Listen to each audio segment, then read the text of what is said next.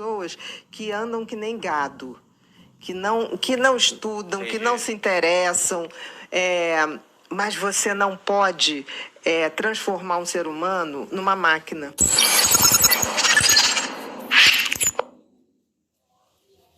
Por quê? Porque o nosso hardware, o nosso cérebro, esse hardware é feito conforme a gente vai vivendo.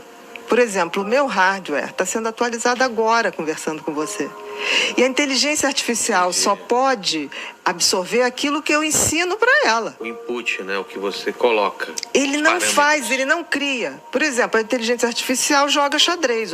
Ótimo, maravilhosamente bem. Você deu os maiores jogadores de xadrez, deram para ele, para a máquina, toda a informação de todas as possibilidades. Exato, todos os jogos, todas as possibilidades. Exatamente. E ele consegue calcular muito mais rapidamente do que a cabeça de um enxadrista que está lá vendo todas as possibilidades. Exatamente. Mas cadê? A inteligência artificial criou o xadrez ou algum jogo diferente?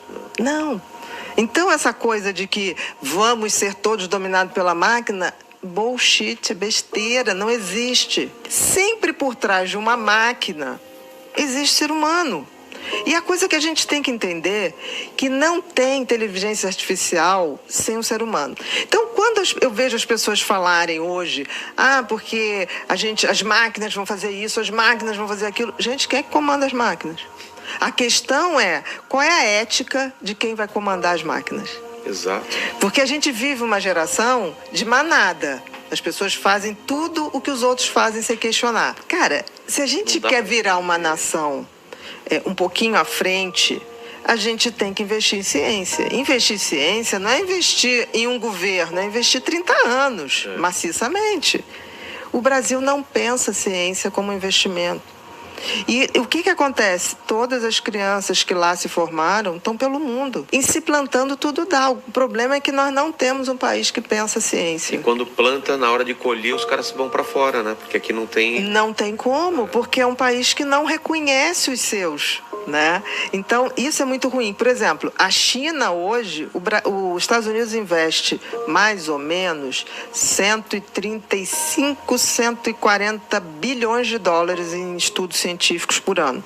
A China já passou, está com 185.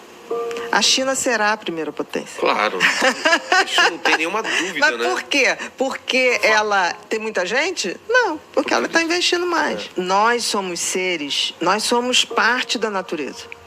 Né? E o ser humano não se vê há muito tempo como parte da natureza. Não. Ele acha que está acima. Então, todas as criaturas na natureza têm função. Você já pensou o sol levantar hoje e falar assim, cansei, não vou brilhar, resolvi desligar. A vida acaba, entendeu? Só que tem que tudo na natureza vem com seu sentido e propósito pré-determinado. Uma macieira vai dar maçã, não vai dar laranja, né? O rio acaba no mar. Tudo está escrito ali. Sentido e propósito vem pronto, programado. Aí veio o raio do ser humano, que não programaram. Fizeram uma programação meia boca. Botaram assim, olha, a gente vai programar vocês para não ficar muito preocupado em fazer digestão, em respirar, isso tudo a gente vai dar. Né? A gente vai programar vocês com um sistema de medo para vocês evitarem o perigo e a gente vai programar vocês com um sistema de buscar prazer através de sexo para procriar, para passar os genes. O resto é com vocês. Nossa. O tal do livre-arbítrio, se o cara quiser. Só que tem que a gente usa muito mal.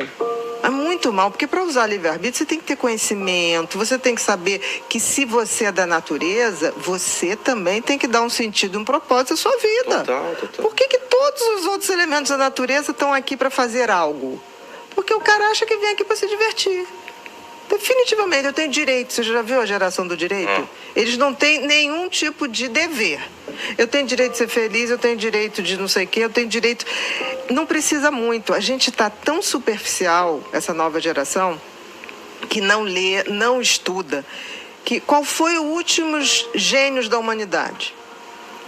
Século passado. Exato. Né? Einstein, Tesla, Não tem um gênio. Então a gente tem que ver o seguinte, nós estamos vivendo uma sociedade com tanto entretenimento, com tanto prazer, né? Tanta opção. Com tanto prazer, tanta opção, que os gênios precisam de tempo para ser feito, precisam de isolamento, precisam de estudo. Não tem. Precisa de tempo de maturação.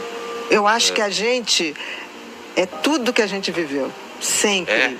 Tudo que viveu, tudo que aprendeu, tudo que a gente estuda, tudo que a gente sofre. A gente é um somatório de muitos terabytes. Nosso cérebro, a nossa formação de conteúdo, de consciência, é um hardware que é formado todo dia. Como é que você copia isso? Como é que você copia? E por coisas bobas, desde... Tudo. Como eu aprendi, sinto isso aqui. Ou eu experimentei uma como comida eu brinco nova. com você. Como você um dia olha pro teu filho e fala assim, caramba, ele tem o mesmo cacuete que eu. Ele tem tudo, não tem como. Porque todo gente nunca dia... para de aprender. Nunca. E se a gente tiver sabedoria, a gente ajuda esse processo. Eu sempre digo que nenhum conhecimento é em vão. Porque hoje, você fala para um cara, não, mas você tem que começar a estudar, vai dar muito trabalho até eu saber o que você sabe. Nossa. Porra, vai dar muito trabalho, mas vai dar muito prazer. Vai dar muito prazer. A viagem é boa, né? Não é o destino que importa, é a viagem, né? Não, é aquela coisa, só chega ao propósito quem teve a coragem de enfrentar o processo, né? Você não vai. Então, a questão é, como membros da natureza, fomos feitos para dar sentido à vida e atingir um propósito. O grande problema é que as pessoas não têm noção como fazem isso. O livre-arbítrio, ele é dado para todos, mas as pessoas não têm nem noção. Elas saem reproduzindo padrões. E isso é perigoso no tal do na Neuralink ou qualquer outra coisa, porque quem vai dominar o mundo é quem vai dominar a informação? Não. Isso era na década de 70, 50, que quem tinha televisão dominava. Os grandes... Esquece, já foi. Já foi. Quem vai dominar é quem vai dominar o pensamento predominante, o mindset. Se você intervir na formação do que é o teu sentido e propósito de vida, acabou. Você está dizendo que no futuro...